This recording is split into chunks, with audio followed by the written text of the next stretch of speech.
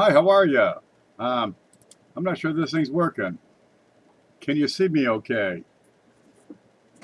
Just one moment. It says live in 27 minutes, and I don't have a green bar.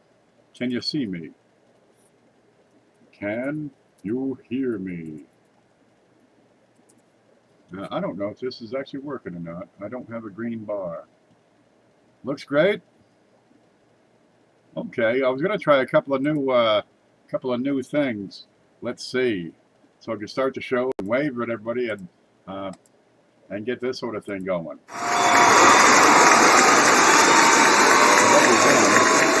Otherwise, I'd just sit here and tell some dumb joke and play this one.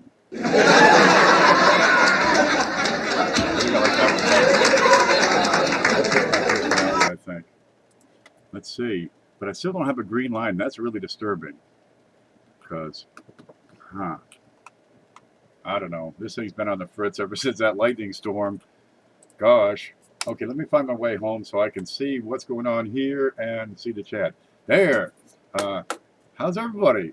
I see Lincoln Central, Mike Wolf, Mentor Coins, Chris Hurley, Avery Kitchens. Where you been?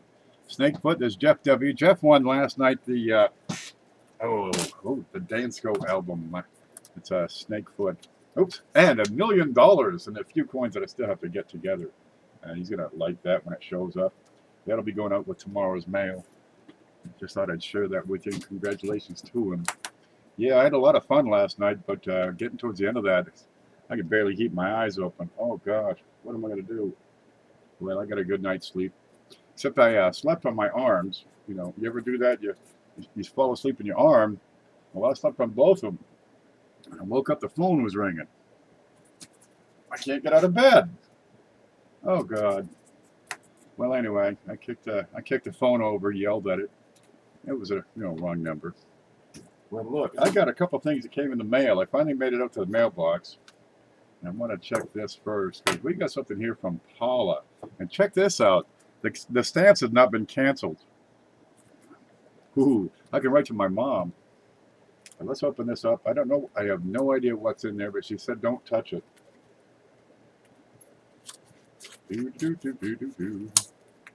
Hopefully I didn't cut it in half. Oh, good. I didn't cut it in half. Now save that stuff. Reuse it. Save the planet. A little bit at a time. Look, it's this. What am I going to do with these now? Gosh. I haven't had a coin class in a couple of weeks. The storms take out the power and I'm screwed. And last week I was just too darn tired. So I'm back. We'll do our thing. Logan is here. Good to see you. I could sleep 10 hours and go back to bed. No, you can't sleep 10 minutes. I'll pull on a muscle. Do you hate when you get the cramps in the middle of the night? Florida is pretty hot. I work for this company. We're up at the plant. It's hot. It's miserable. There's nothing to drink half the time. Or there is. There's plenty of it, but it's, way down at the other end of the plant because you don't want to have it up where you are. So you get home, you get these cramps while you're sleeping. Disc penny removed from end cap solution or heat damage. Oh, that was that neat thing she had. This whole coin, there we go. It's crowned.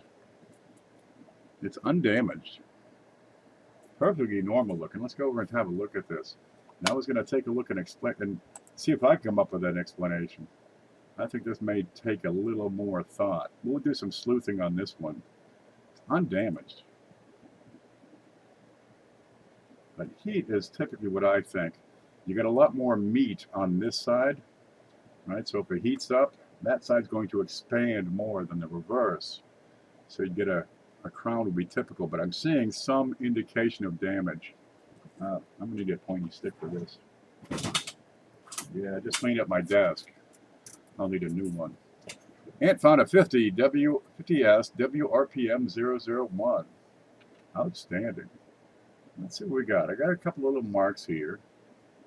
Then I've got some flattening around here. It looked like this was a little bit flattened on the date. The first thing that strikes me on something like this, where I've got this flattened rim, that this was encapsulated. This was in a like a necklace bezel. Let's have a look at the back here. Yeah, that's exactly what it is. We just did a video on this. That rim looks, yeah, all over the place. It was inside a bezel of a necklace. Anyway, we'll take a good hard look and see if we can come up with a real answer on that. And then she sent this other one to look at. And it's gorgeous. It's gorgeous. She has called it a DDR number 1, which is Konica designation, a class 1 counterclockwise, or clockwise, excuse me. Let's have a look and see if we can see what this is. Where is this one going to show up? I just love mail. Okay. Now I'm going to compare this with the with what Konica has. I believe their number 1, the doubling is seen on the left side. Now I want to get in and take a look at those little serifs, especially on the S and on the A.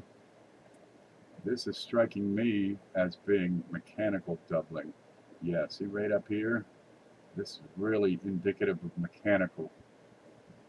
Okay, we're going to set that aside. We'll have another look at that. We'll do an inspection report on it. It'll be fun. Let me set this out, because we got more mail. Some days I get these huge packages. I love watching Mr. Cat. Me too. Where's home? There's home. Okay, every 2 months I get one of these. It's one of my favorite things. If you are a Konica member, every couple of months you're going to get the error scope to come in. There it is. This is volume 27, number 3, May, June 2018. And what are we looking at today? We've got wrong planchet mint error coins, Hall of Fame nominations, representatives updates, doubling and die breaks, Kenny Knapp Awards, and the Michigan State Numismatic Society. Oh, that'll be wonderful. It's news. It's news you can use if you want to see what's going on in the error and die variety world. Watch this. It's always something fun to see. We get any new members? We got all kinds of them. Look at them all. There you go. President's message. We got state reps. There you go. Konica was at the Michigan State Numismatic Society Convention. We can't see this. There you go. I show one page at a time. Some articles. Here's a wrong planchet error coins. There's a quarter on a nickel. Several others. Oh, they got a word bank puzzle. I sent them my crossword puzzle. They might print it. We'll find out. Hall of Fame. Look, there's Ken Potter. This guy knows everything. Make no mistake. Die breaks. Oh, look. Look. This is beautiful. It's a die, right, with a crack. And you get this little crack up at the top when you make the coin. Yeah, it'll give you a different perspective on things. Here, look, this is a cud, right, where the side of the die breaks away. So when you make a coin out of that, you get a raised bit right over there. Yeah, I'll play with that. Okay, that goes here. And I got one more, some items that I purchased. Because I'm crazy for these satins, and when I see them, I grab them. This should be about 50 of the 40 of things. All right, save your invoices. We are totally packed here. eBay tape. I got to get me some eBay tape.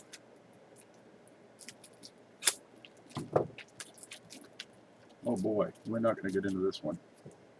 Sometimes they pack it like it's uranium. Steve Garrett's here. Good to see you.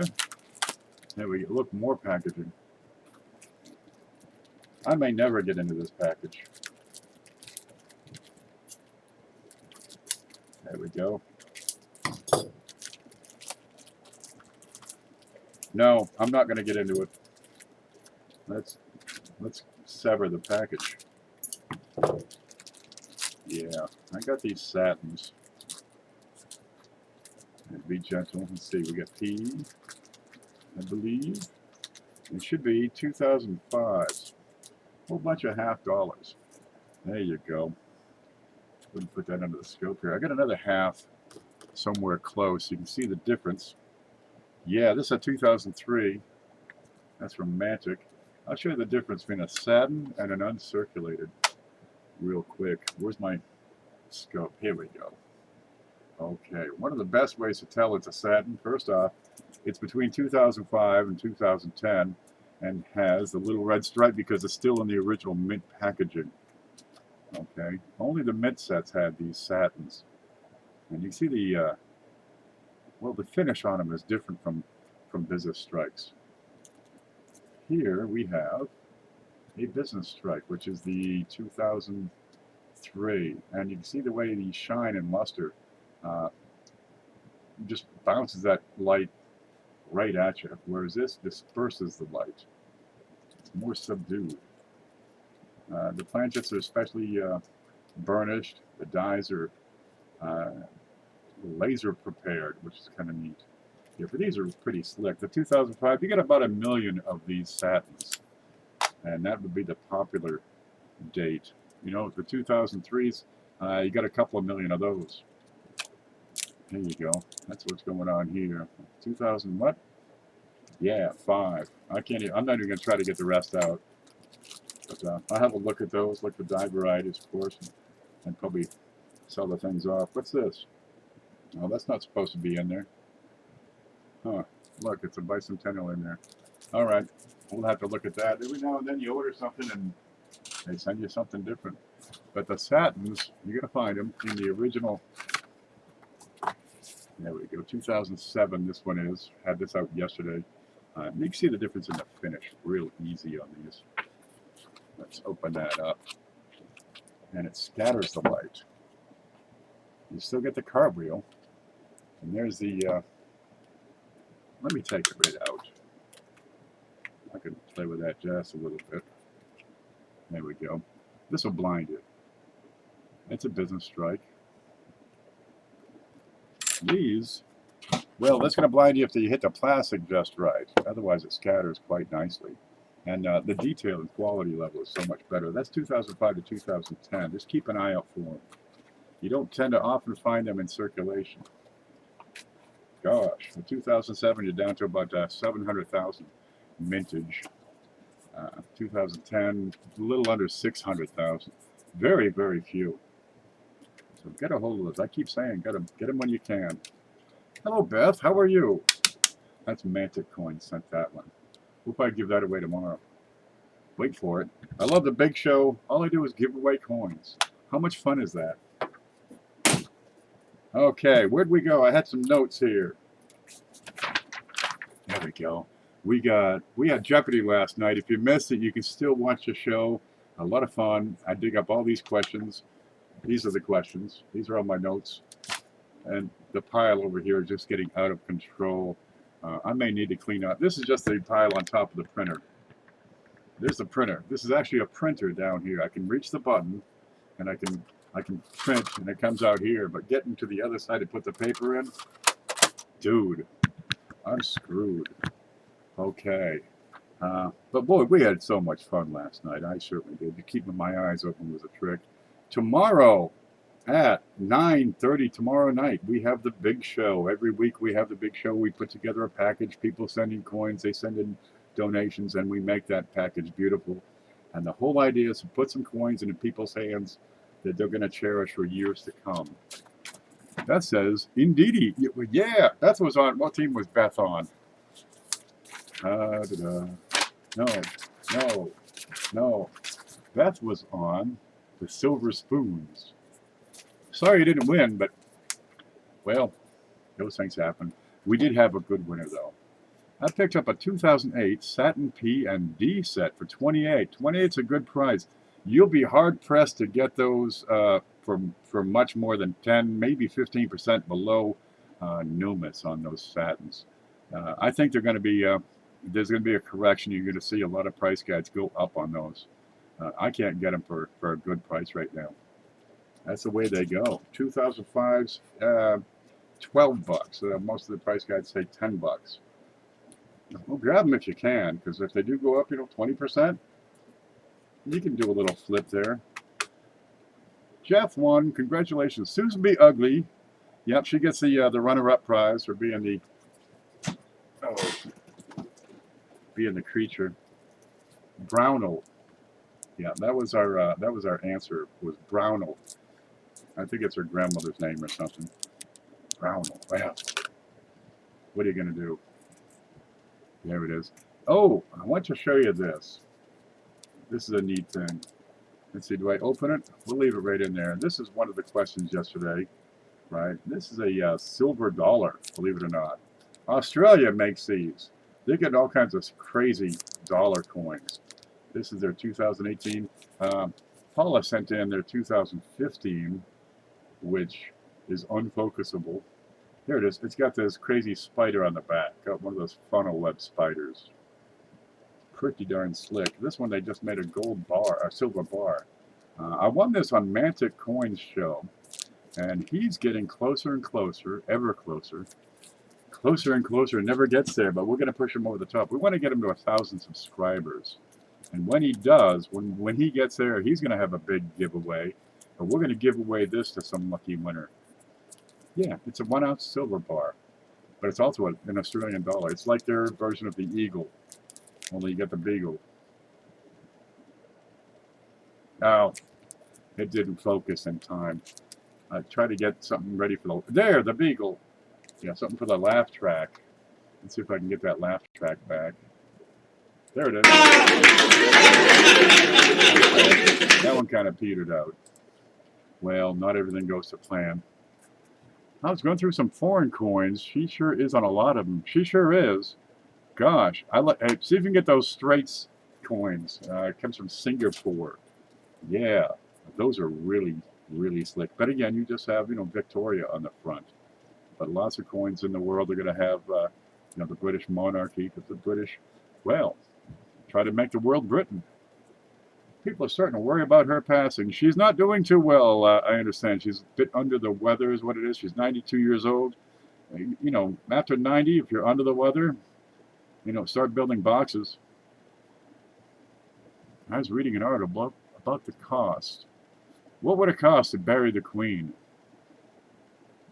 Anybody? Wow, what would it cost? They're going to have a monument for her like nobody else.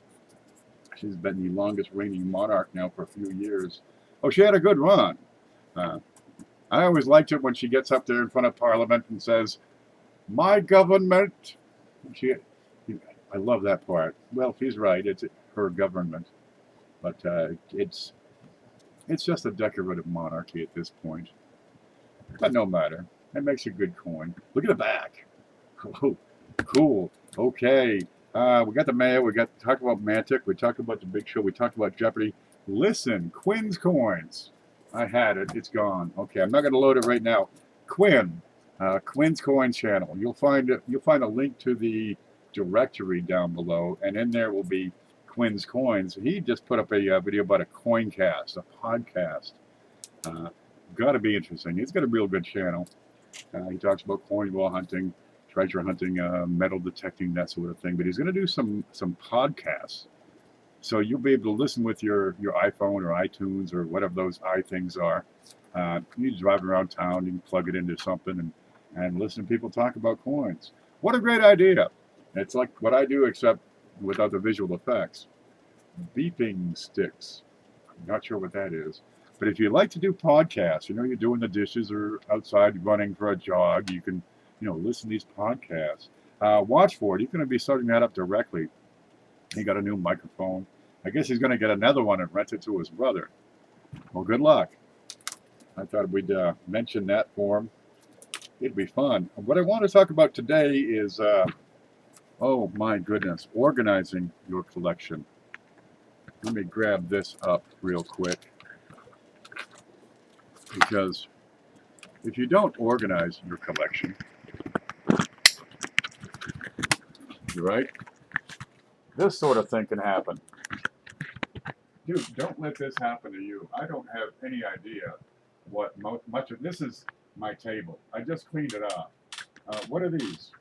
What the heck are these? I don't know, man. I had to put them up somewhere. God. Don't be the guy with a desk like mine. Okay, so I want to talk about getting it going. I had a poll not long ago asking people, what they would do differently. If they could go back in time, what would you do differently with your collection? And one subject that came up several times was organizing it better. Can you imagine if I was organizing that back table as it came in? Usually I just use it to pile stuff on. Most of the tables around here are like this. The other one I can't even show you. God, it's so buried. But you get to a point where organizing your collections, it becomes important. You can put your coins in a cigar box. Done it, been there. You get people put them in a jar.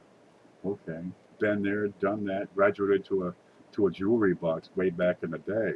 It had little slots, so I could keep my pennies in one little slot, keep my nickels in another little slot, and I'd keep the Canadians in the next slot.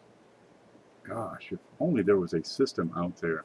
So I took a look at the way the professionals do it. Now follow me on this. I've got a coin over here we're going to show off. Can we raise this?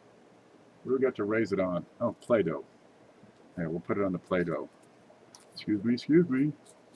There we go. I got a PCGS slab right here.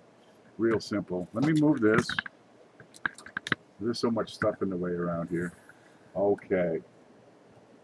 The way PCGS does it is one holder, one compartment for each coin. And in this case, we have just a really nice shiny nickel. Okay. And I need my pointy stick. Watch this. We're gonna describe the coin. We have the series over here, 5 cents. Right now, you can add, if you like, on your own coins, you can add U.S. or Canada or Great Britain. But nationality, separate your items that way. I've got a box just for Canadian stuff, right? So 5 cents. You know what it is. 1992 F. So you got a series and a date. Then you got the grade. In this case, it's a Proof 69 Deep Cameo. And this is really interesting, is this piece right here. Not so much the part on the left, which is 94227 is Jefferson nickel proofs. All right, 0.69 is the grade, right up here. Over here is this one, 846-48293. It is a unique identification number. No other coin has that number. Kind of nifty. The only other difference you'll find on these is in a couple of items. Instead of a PR, it'll be MS. You see the difference there? Proof versus a business strike and mint state. Sometimes it'll be an SP for a special. You get that. Oh, where is that? I might have an SP here. One moment. This box? Possibly. No, that should be an SP for special, but it's a satin finish, is what that one is. But the only other thing they're going to add is discriminating information, like such as small date or satin finish or details, for example. I thought I'd share that with you.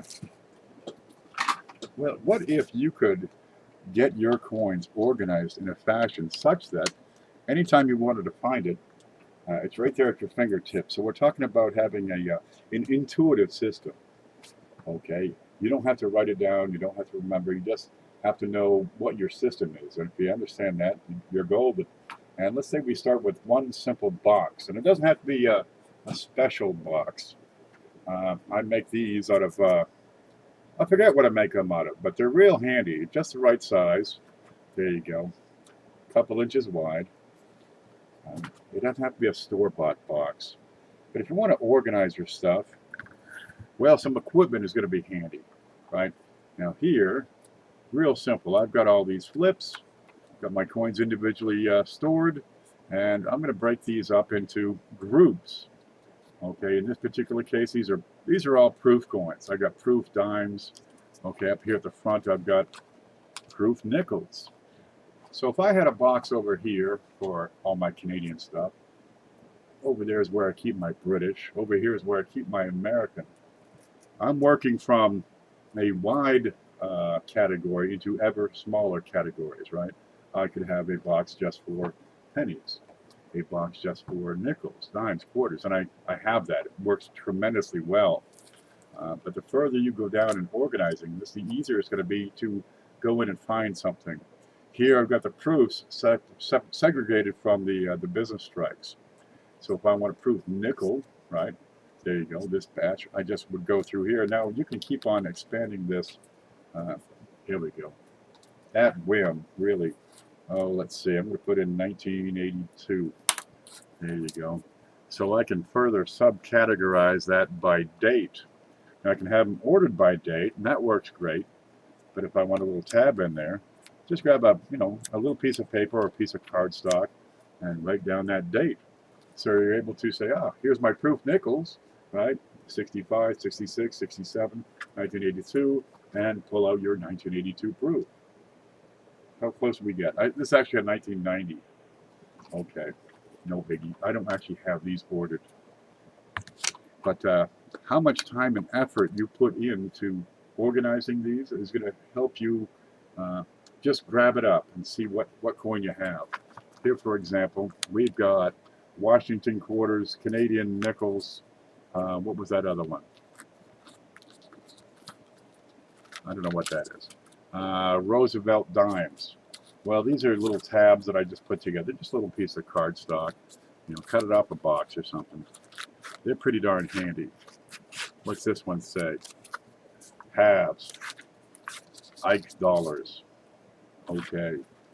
But you're able to categorize your stuff and put like coins with like coins. I have no place to put this anymore. Okay.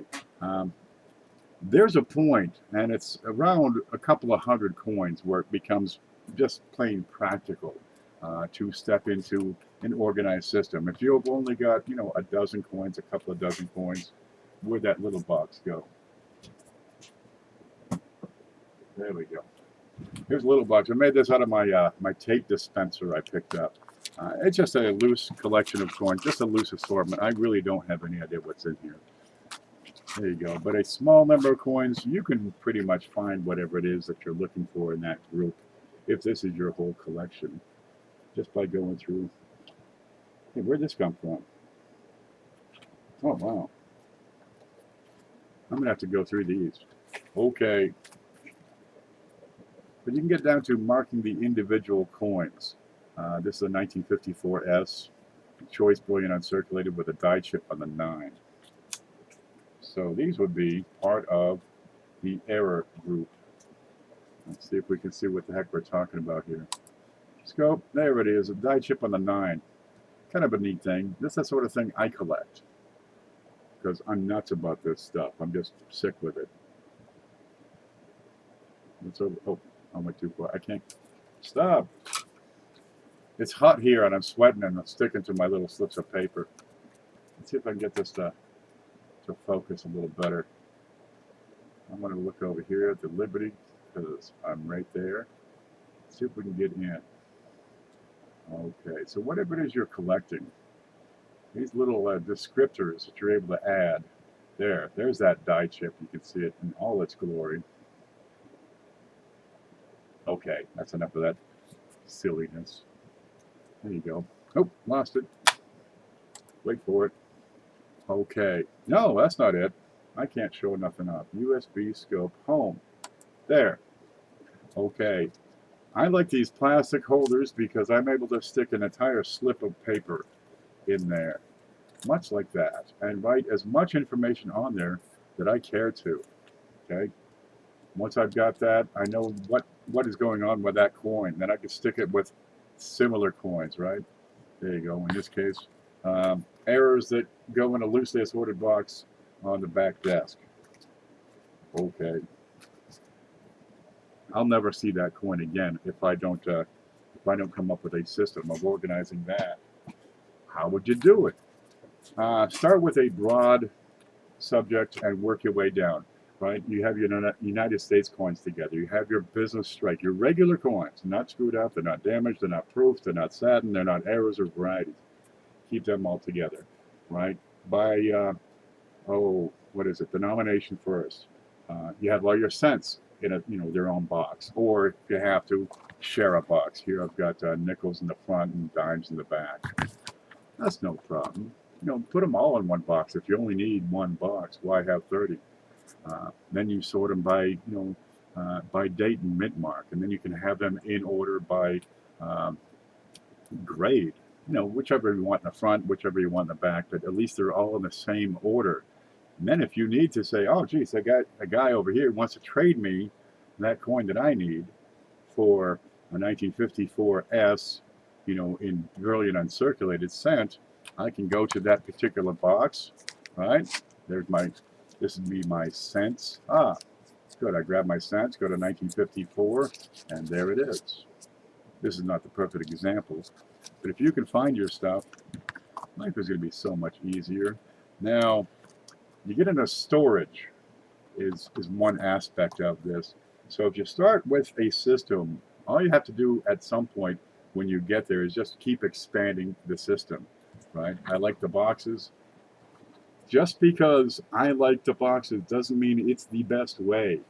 Your way, your system, your methods, what you're doing with your collection may dictate that the pages, for example, pocket pages are the way to go, or that perhaps an album is the way to go for your needs. Okay, all I'm offering here is suggestions. Boy, I do like these. They work so darn well. Every coin is individual. I pull it out.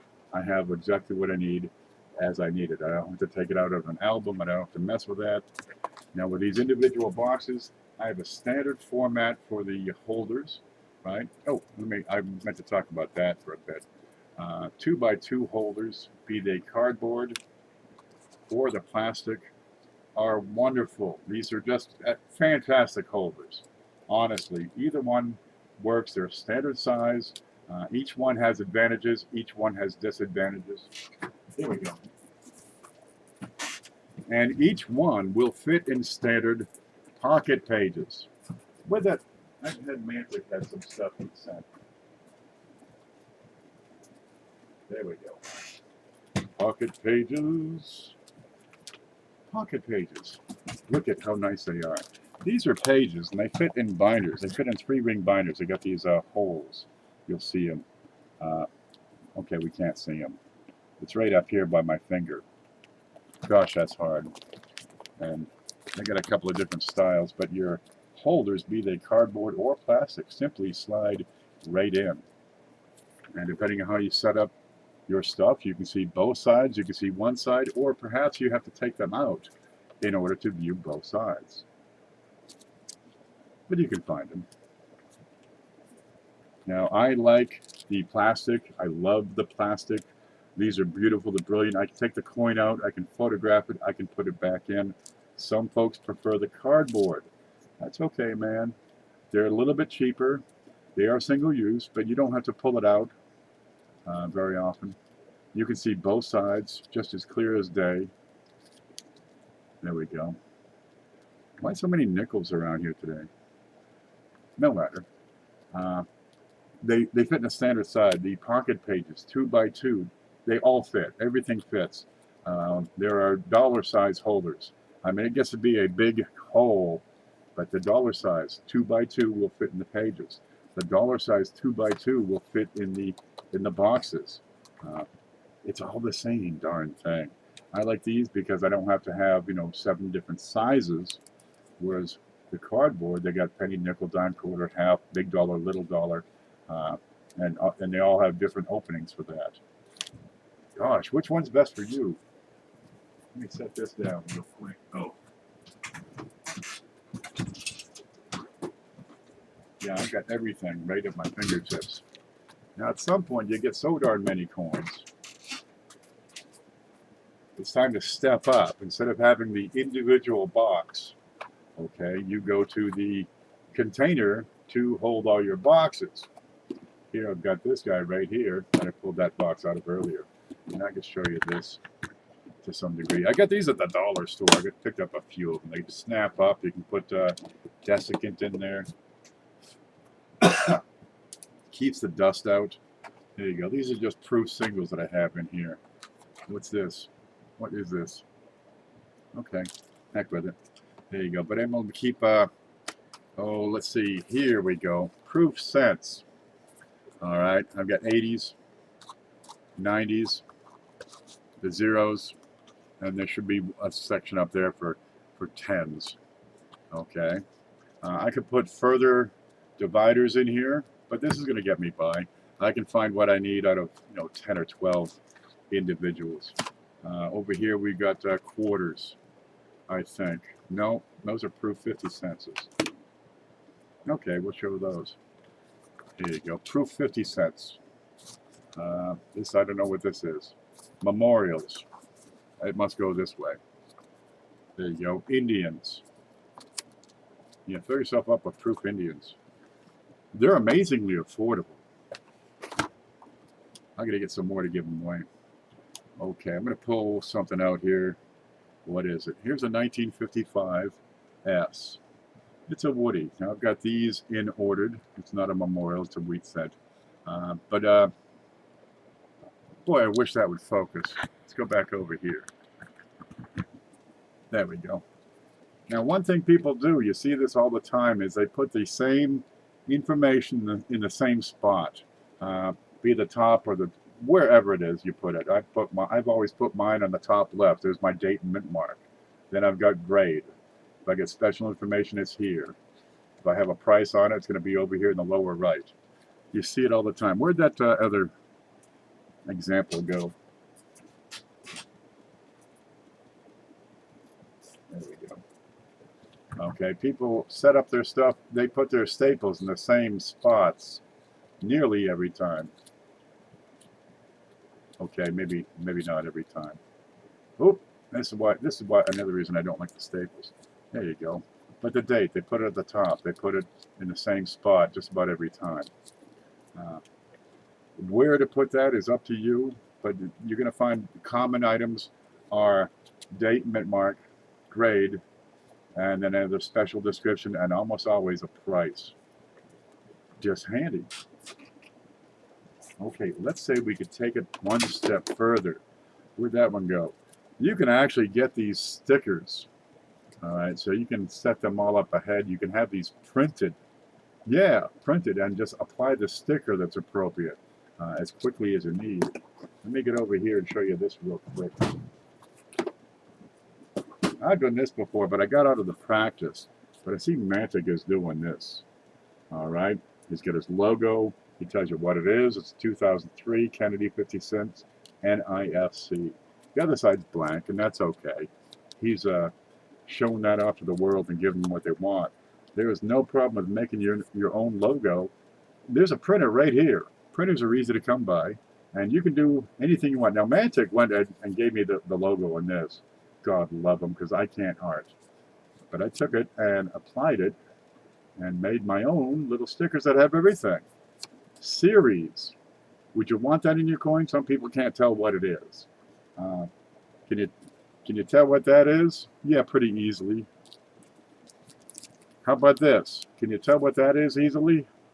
Okay, sometimes a series might be handy. Canadian large cents. Do you know what it is right off? What about a Canadian dime? All right, it's handy to have that. What about, a Belgium 5 pence? Series can be pretty handy. Date and mint mark, almost always handy. Grade, what'd you pay for it? What's it worth? And any special information you need to have on there. Now, if you have a printer, here we go, you can set up entire pages. All right, where all you got to do is just cut the darn things. And I got a paper cutter, and just chop up long sheets. You can take these down to the printer shop and just print the darn things off. And then when you put them in your pocket pages, it's consistent.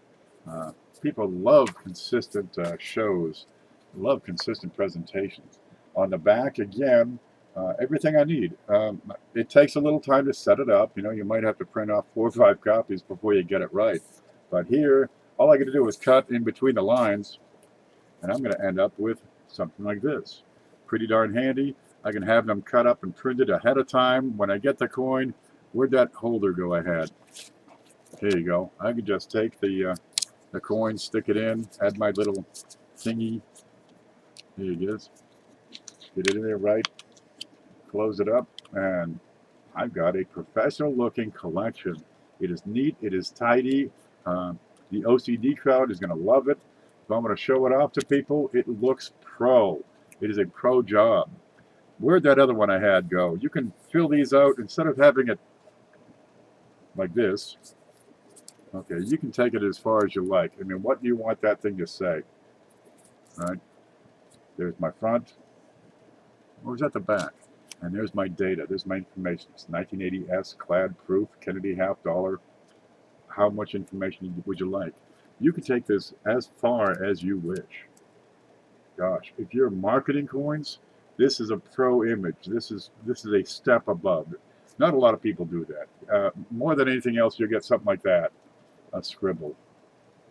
I get it all the time. I like it when I get the cardboard holders and they're old, rusted, they're yellow, they got, you know, pieces torn off, and 16 people have scribbled all over that thing, 7 different handwriting. And it's really neat because if you take off the stickers or go back in time, you can see the price changes over the past 30, 40 years. Kind of a neat thing. So what I'm doing is just offering options. As there comes a point also where you might want to keep notes, keep a record of all the stuff you have. I'm going to have to try to catch up on chat because I'm just babbling over here. Is it 3:41 already? Oh, gosh. Here we go. Here we go. We printed this up. Ant's been working on this, this checklist we have. You'll find the link in the descriptions. But I went ahead and printed this up. Well, actually, I altered it. This is just a checklist here for Lincoln Cent business strikes. And I can adjust this to anything I like. I can keep it on the computer. You can have check boxes. You got space for notes, right? You can add little lines so you can find your grade and what you paid and what the value is. Keep notes on where you got it, when you got it, if that's important. Everything. If you don't want the vintage figures, take it out. It's not a problem. Another thing you can do, where'd that next section go? I had another section. It's gone.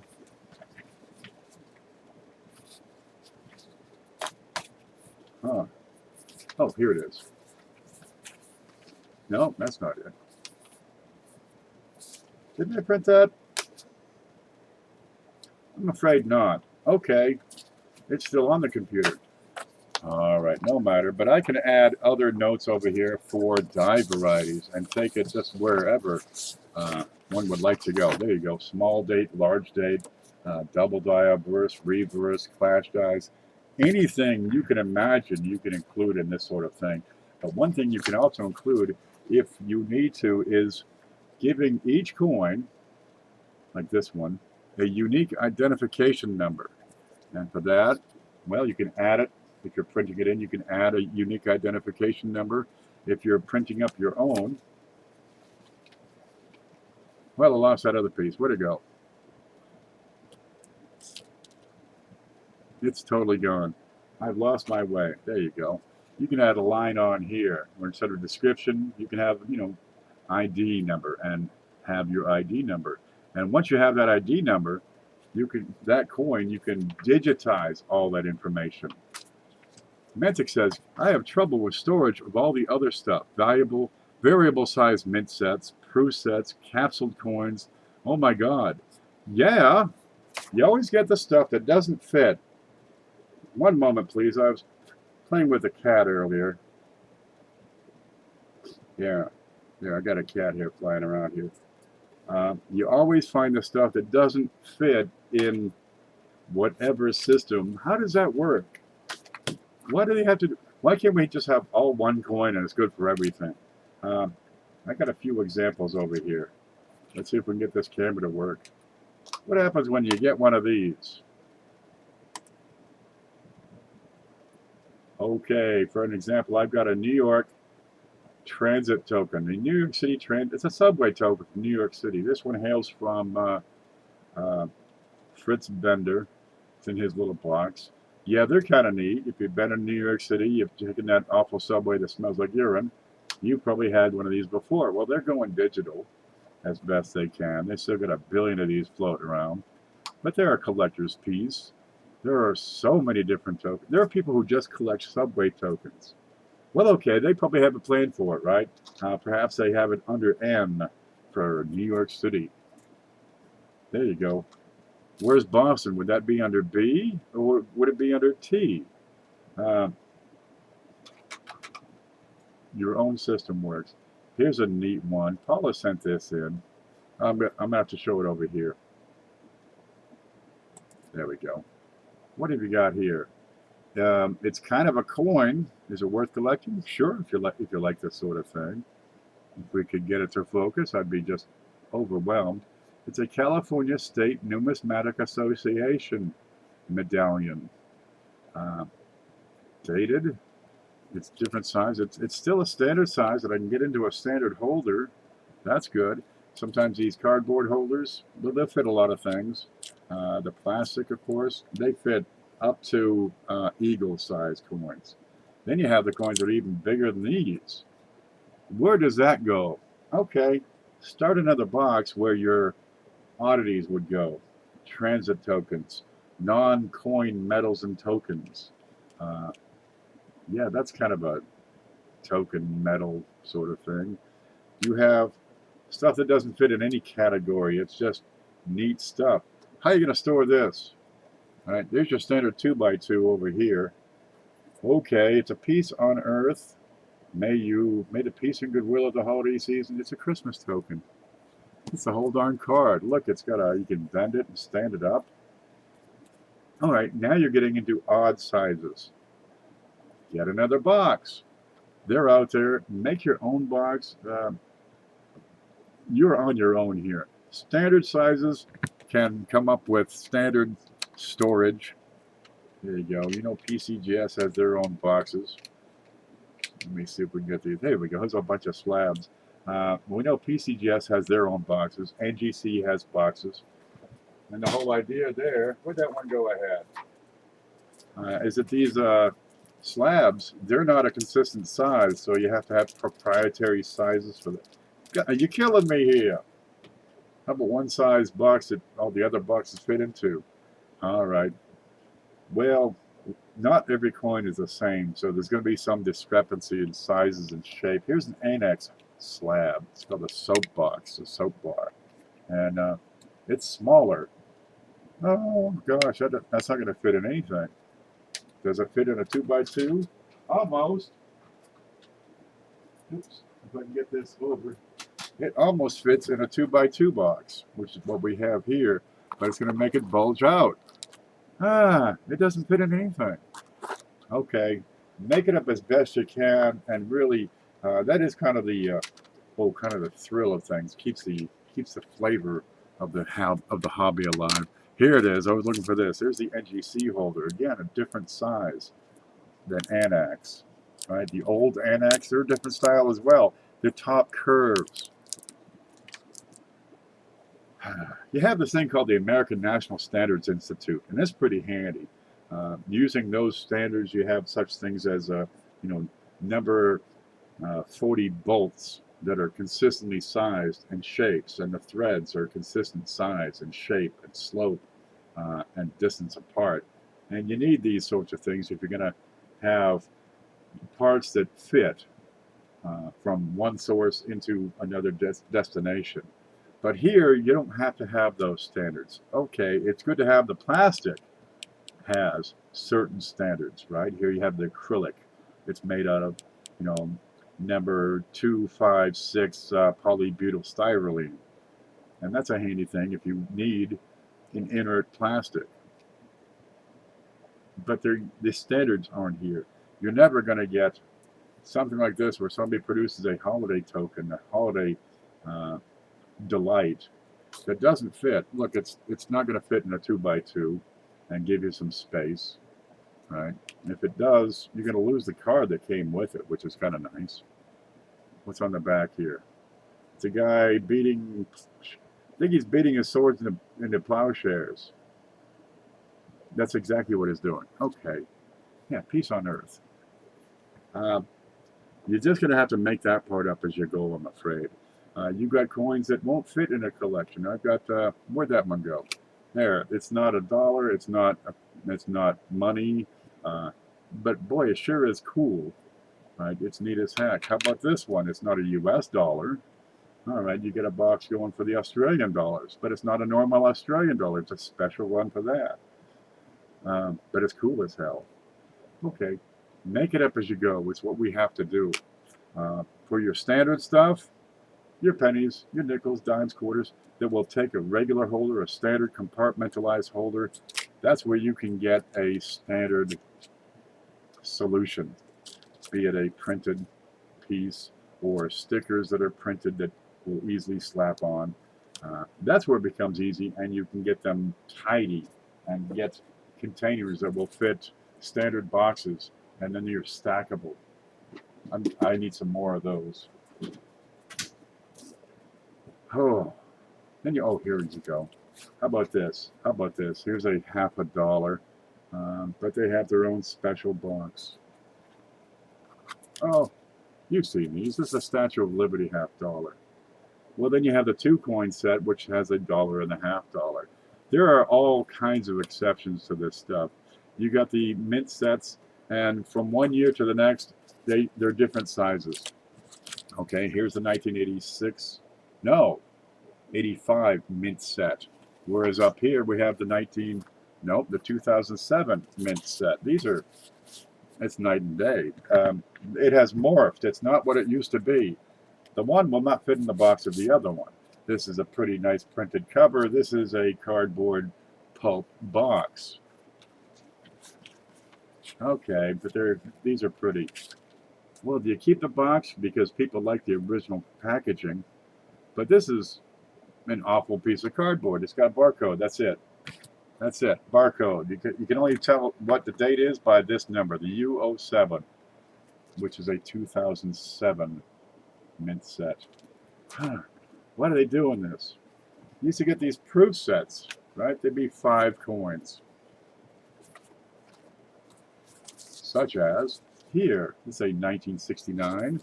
I'm going to open that up, and you have 5 coins. When they included the Eisenhower dollar, no problem. Move it around, put the big dollar right here in the middle.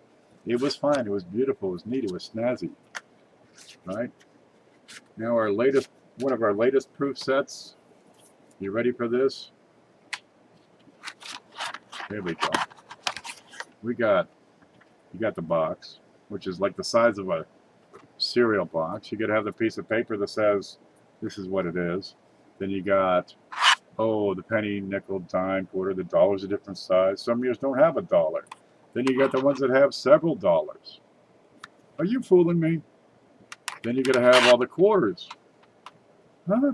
Now we're up to 3 different containers just for this 1 year. Well, there's an evolution to these sets, and we always have to put up with that.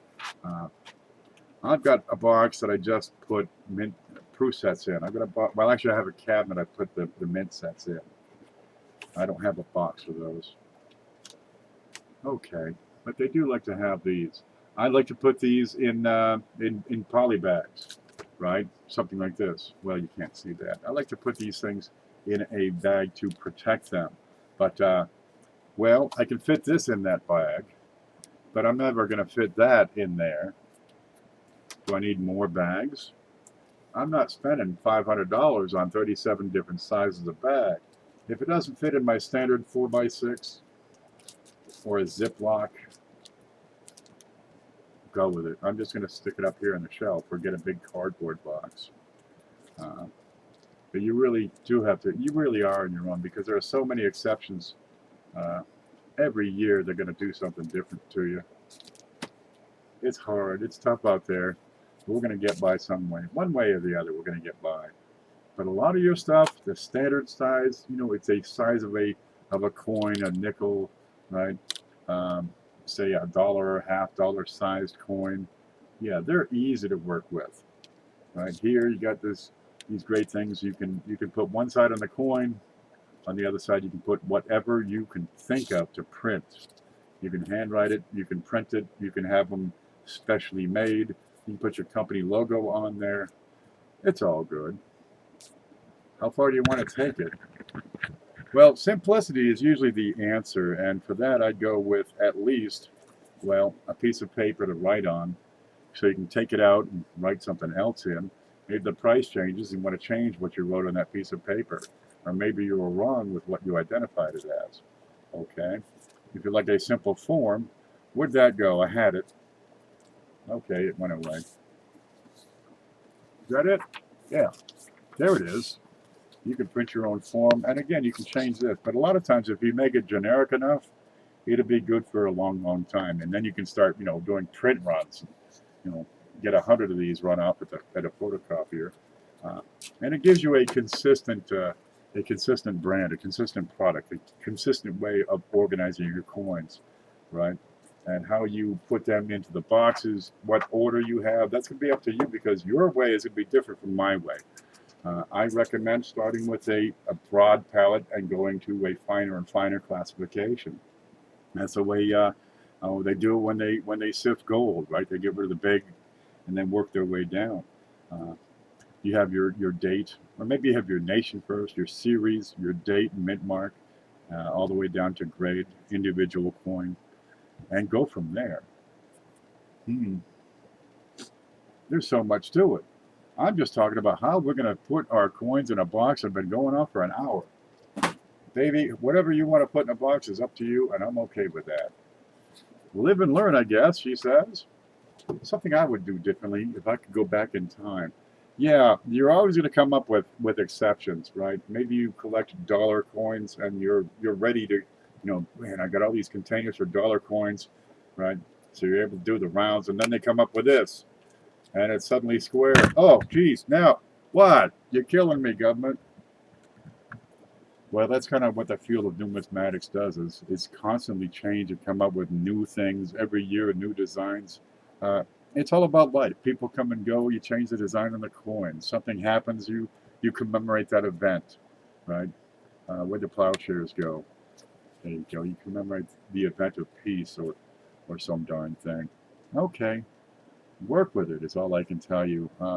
But there are ways you can get standardized products and make them more consistent, and it doesn't take a whole lot of effort. Something like this, yeah, that's easy peasy. And maybe you want something different on, you want to change the color, no problem. Print up a whole bunch more and go with there. But you can always get a bunch of these slips and make it work to your heart's content. Once you start getting into printed stuff such as this, well, yeah, you kind of want to have 50 at a time, or however many. That's okay. You can do it. With those, you can do, you can have 20 coins lined up and set aside. When you have enough to print a whole piece of paper, then you type it in and spit it right out. It works out great. Dirt says, my grandparents used to give me ikes and halves every time I saw them. I'd be over there every week, baby. My grandmother worked for a magazine company. She, ikes and halves, ikes and Kennedys, because they were really cool. Man, we had every ike every year. We had ones with a bicentennial on the back, and she kind of kept me going when I first started collecting.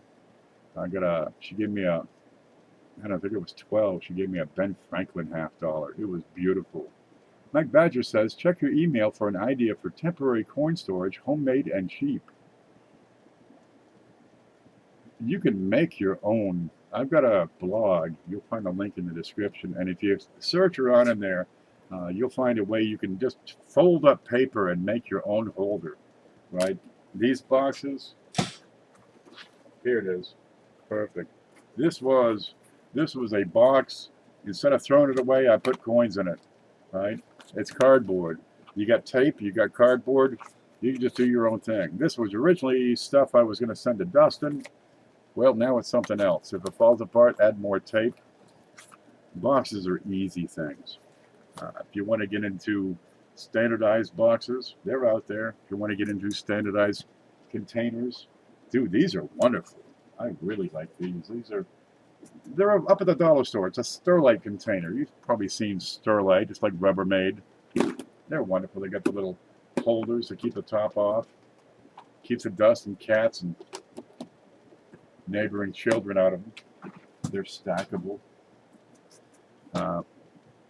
But whatever your system is, plan for it to grow, because this hobby is going to stick with you for a long time. These standardized boxes, there ain't a thing wrong with them. You add a sticker on the end. It'll tell you exactly what, add a little note as to what's in that particular box, and you could just add another box. You can keep an order. These Sterlite containers, they're wonderful. You can get 5 or 6 of these in one of those, and then you can stack the darn things up. I've seen people with dedicated rooms storing coins. Yeah, that's a lot of coins. Gosh, sometimes there's no end to it. I'm up to 3 rooms now. No matter. Share with the class, Mike Badger. Yes, we'd love to hear about it. I can't check the email right now because it tends to kill the stream, but I'm sure I'm going to surely check on it. That's a great idea. Moisture proof. Oh, that's another thing that was on my notes, which have been cast aside here. Your situation is not necessarily how much money you have or how many coins you have. It might be where you live. Really, I'm in Florida. It was raining earlier today. Gosh, it was raining. You couldn't hear because the rain was hitting the roof so hard. Humidity is a major issue in this state. If you have coins, for example, it's a good idea to make sure they're not touching, because one coin touching a different metal of another coin with a lot of humidity around, well, it creates conditions ideal for corrosion to begin. If you have containers that are sealed into which you can put moisture absorbers, it's a beautiful thing, right? If you got really, really nice coins, I recommend you try to keep this temperature stable. If it's, hot-ass Arizona, you might not want to store your coins up in the attic. I'm just saying, it can promote toning of the coins, toning, corrosion, water spots. Let's say you have really cold nights, all of a sudden you throw the door open and some moist, dry air comes in, and you have a lot of condensation. I'd want to have a system of storage that would handle, protect the coins against condensation, for example. It's going to end up spotting up your stuff. Gosh, that's stuff you got to think of. If you live near a volcano, they got this thing going on in Hawaii. They got these volcanoes just belching lava all over the place. It may not be a bad idea to put your most valuable coins in a special container that if something's going on, brush fire, lightning, hurricane, tornado, you can grab it, throw it in the back of the car, and be gone right now. Seriously, we've had storms so bad here, I loaded up stuff and thrown it in the truck and just get the hell out of here. Man, crazy storms. And it's one of my paranoid days. As soon as I start sweating, coins go away, says Bill. Yeah, I'm in touch there. I hate when I sweat all over the coins. It's just rude. You're trying to give a show. Next, we're going to give away this beauty, and you can't show that stuff off. So I always keep a couple of extra coins in a dry area when I do the show. I live in Washington State. We have terrible humidity problems. Doesn't it rain every single day in Washington State? Like Seattle, they get 388 days a year of rain, and it's only 365 days. Yeah, different conditions will call for different ways of storing your coins, but you can still organize the darn things well. Lincoln says, if you need supplies, get a hold of me. It rains a lot there. Well, it's the way the mountains are. The humidity comes off the ocean and kind of nabs up against those mountains.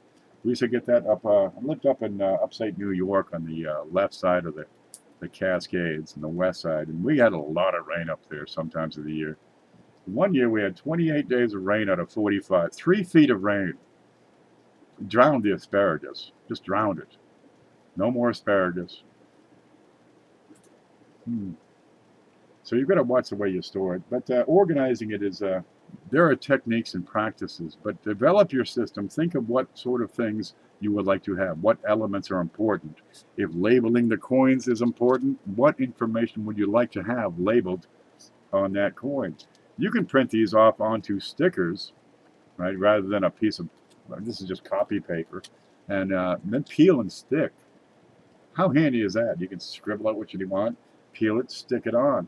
Now, when the coins come in, rather than throwing them back here on the heap, which is just God.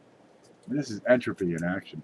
You can process your coins greatly easier, but you know when it comes in, you have a plan on how you're going to label it, how you're going to store it, where you're going to put it in your storage, and if you're going to record it, you've got a plan in place to add where to go. That particular unique identification number like PCGS has. And now you can keep your information stored digitally.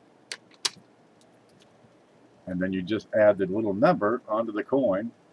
Right down here where it says description, right? You have everything you need. You don't need paid or value or where it came from. You got everything you need right there on the computer. And you can just tap your screen and look it up. Oh, that'd be so handy. You have some view, don't you, Dirt? Dirt, where do you live? I'm on the west side of the mountains in the foothills, just below Mount Rainier. See, there's an idea, what I was talking about with the volcanoes. Get your best stuff ready to go at a moment's notice. I saved every pack of silica gel I found from my coin boxes. Yes, it is. I've got a file cabinet back here, which I keep some better items in, and in the bottom, yeah, I've got a box of baking soda. It's pretty darn handy. I knock it over every time I go in there. There's baking soda everywhere. It's raining right now. We get the sun out. If you don't like the sun, give it a minute. It'll start raining soon. You're sizzling. Yeah. Well, anyway, I just thought we'd touch on this. The way you start to organize your coins now is going to have dramatic impact 5 years down the road, 10 years down the road. Sometimes life will get in the way. And you've got your coins and you've stored them and organized them and packed them away because you get a new job and you're going to France for 6 months. And that turns into 2 years. And maybe you don't get back to that collection. It happens. Your grandfather collected for 30 years and his eyes were so bad he couldn't do anything more. But his things were collected and saved and organized properly. And after he passed away, you know what it is, where it is. You can look through stuff and say, whoa, dude, look at this one. It's a whatever the heck. What is this? That's an impaired proof of sorts. Okay. But whatever it is, you can find it. It's labeled. It's identified. There's a reason a lot of coins end up going to the Coinstar machines or getting turned back into the bank because people don't know what they are. Something like a slab, that's not going to go back into a Coinstar. Okay. That's pretty certain, although they can be stolen, busted open, because somebody thinks, oh, it's just a nickel. But if you're able to identify your coins and label them properly, you get a much better chance of that collection either continuing on and growing in the next generation, or finding its way to a collector who would appreciate it and keep the hobby going. But girl, don't they warn you? It pours, that's right. It never rains in Southern California. It rains about every day here. Geez, 4:30 it's usually raining, so I got about 20 minutes. I'm going to put the windows up. I left the windows down one day.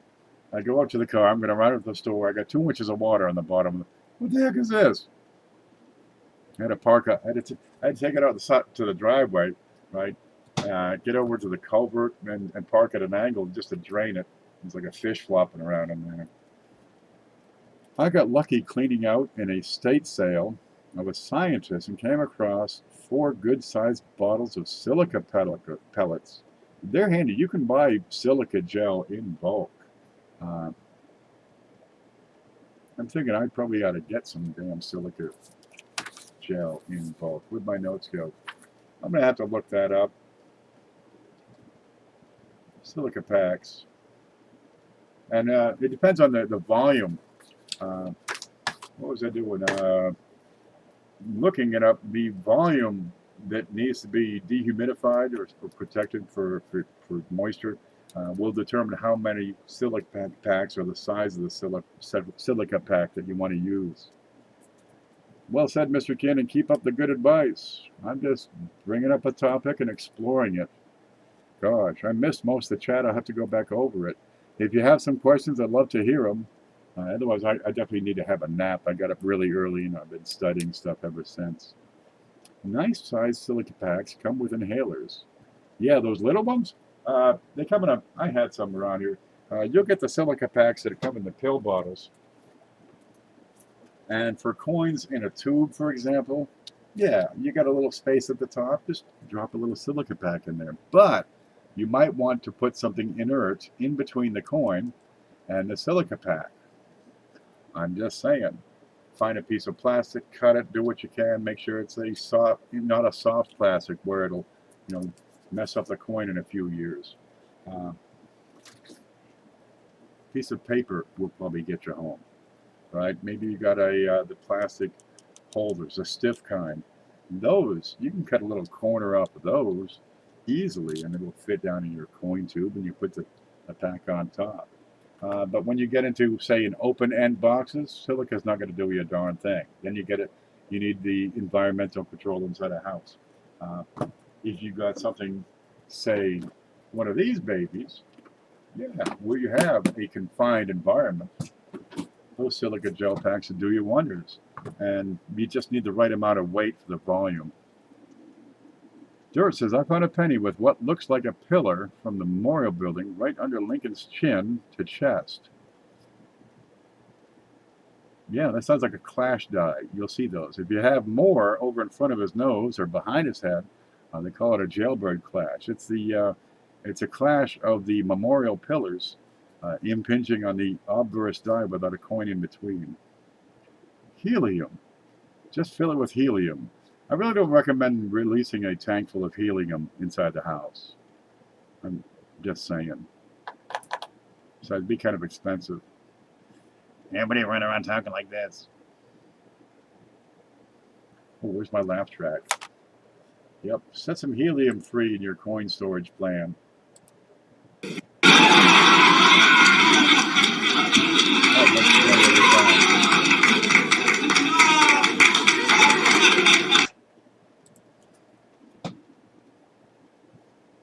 I'm gonna get that set up so I can just click easy and play the laugh track. It's an inert gas. Yeah, but it displaces the oxygen, and in large quantities, you go in and look at your coin, you end up suffocating. Maybe not the best plan. I'm sorry for being a dork, Beth. I can't help it. It just comes, it's so natural to me. Yeah. Organize your coins in a manner that you can keep up the organization easy. If it's just keeping it in order of, series date, mint mark grade, you'll always be able to find a coin. I've got coins back here. I don't know where they are. I don't know what's in this. I have no idea. Whoa. I have no idea what is in this box. I think it's pennies. I'm hoping it's pennies. I know I got a lot of pennies. Some are labeled. What do you got here? That's a 55D with light obverse clash. Oh, that's neat. We better look at that. What do you got here? Gee, so if all you do is mark it, label it, you can always sort it out later. But I got boxes of coins with no, what are these? At least I protected them some. I gotta start over on half this stuff. I don't know what it is. Here's some nice steels. I think I found my steels. Okay. Well, good. What do you got here? Here's a 1978 S proof. Oh, I think I found some dollar deals. What's this one? I don't know. Okay, I got no idea. I'd have to start over. Well, at least I got it picked up and in a decent container. Now, this is the sort of thing, if I had an organizing plan and it was already in place, I'd grab the coin, put it in a holder, add the appropriate label, and put it where it belongs. I'd save myself a whole lot of trouble. I got boxes and boxes of this stuff. Just, I don't know what it is.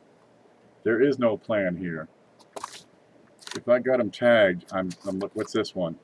This is a 1911S RPM number 2. Oh, good. I've been looking for that. Scope. How's it look? It looks pretty darn good for a 1911S. Make it an RPM and you got a nice coin. What's this one? We don't know. Looks like it's a partial plating. Oh, looks like a partial plating error. That's the kind of stuff that's in here. So I guess this is a box of errors. What's this one? Here's a proof. Oh, good. Here's a 1958 proof. Real pretty one. Yeah. I've been meaning to put together a group of these and offer them up for sale. There we go. That's a proof. Let's see if we can get that to show up well. Well, no matter. We'll keep it all over here. But I want to do like a set of 56, 7, 8, 9. You know, get that last date of the 50s. Yeah, I have piles of proofs. I had put together a price list of proofs because I have so darn many of them. I like proofs. Proofs are great coins. They're collectible. They look great. What's this one? That's a 58. What's this one? 58. Okay, I guess I found my 58 proofs. Let me take one out and have a look. Set it up. I'm going to have to touch the edges. There we go. It's out of the holder. That's a 1958 proof. Have you seen proof wheats? They're beautiful, man. It's like a proof coin, only beautiful. There you go. Just as shiny as they make. There you go. The blue is the camera. If we can get up here, we can really zoom in. They're sharp. They're crisp.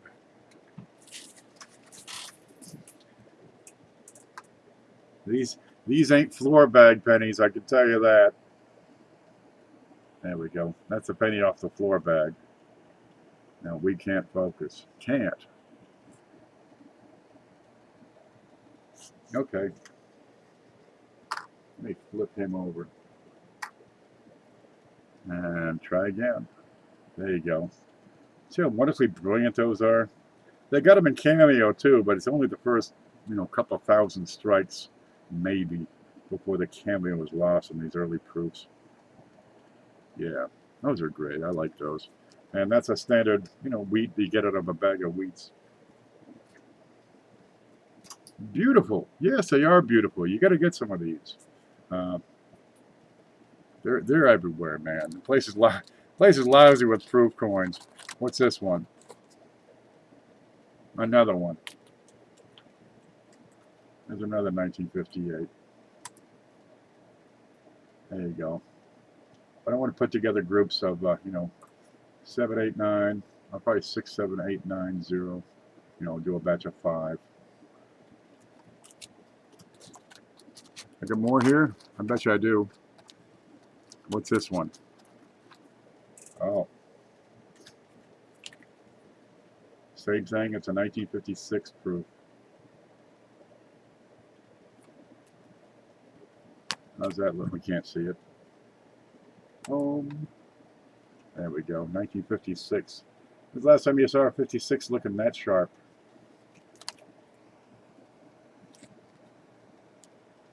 There you go.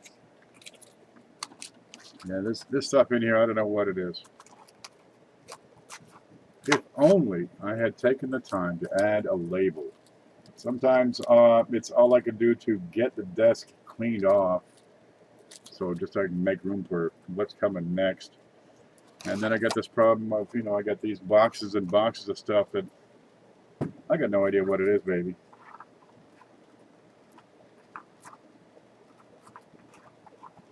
Here's a 1944S. And judging by this, in pen on stickers, I probably put it in there, 5 years ago. I've since moved on to the plastic where I can change that out, do my thing. What's this coin? Oh, it's a 43D this time. There you go. So that's why I haven't offered these in so long. I didn't know where the hell they were. Oh, good. That's like $500 of that. Show me 1854, the birthday. The oldest proof I've had lately was the 1938. We gave away to Amanda won that one.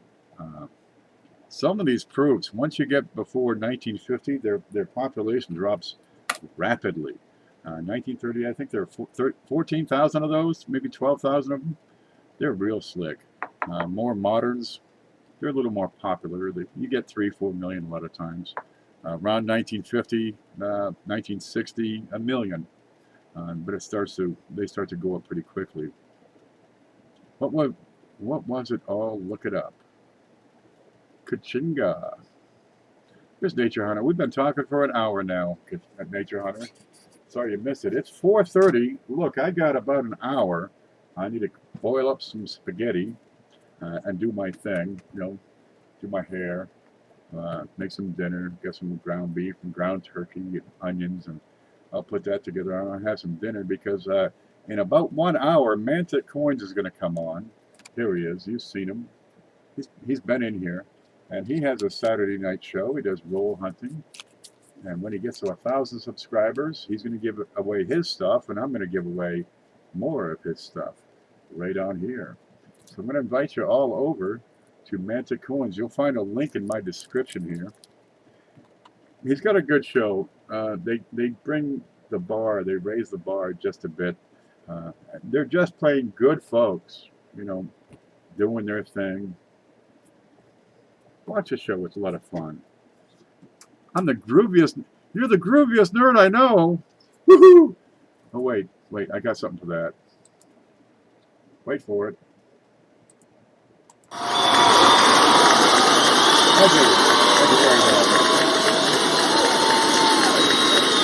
Guys, I want to thank you for stopping in. I'm getting hungry. Need to blow my nose, go wrestle my cat, that sort of thing. Hello, everyone. I won't have my sale tonight. Something came up. Sorry to hear it, Harold. Hope all turns out well.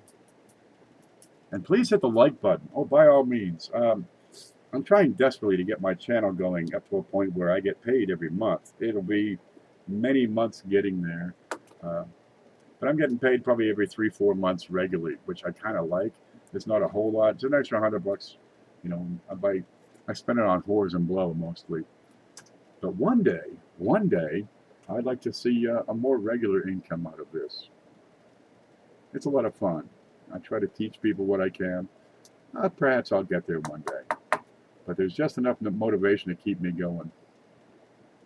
I will tomorrow. I have a sale, says Harold. Outstanding. We'll be waiting. But anyway, when you press the like button, it helps YouTube know that, hey, it's a good show and, more people should see it. And so they stick it up on their thing, whatever it is. They have a little computer that says we should put this one up next. And if you press that like button, they say, we'll put Ken up next. Live bad habits. Oh man, you want some bad habits? I'm your man. Dude, you don't want to see this table behind me. That's just a darn mess. I have to do another show about cleaning this table. I need to do a show about cleaning that table because it's almost 2 feet deep now. Just stuff on top of stuff. There's no organization. Entropy has won. Oh God. What can you do? Okay, guys. Get out there, find some coins, keep them organized. Go watch Mantic and stay groovy. I'll see you in an hour.